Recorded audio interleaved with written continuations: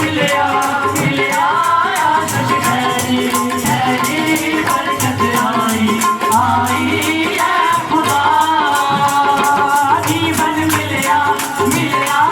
आशीष खैरी खैरी बरकत आई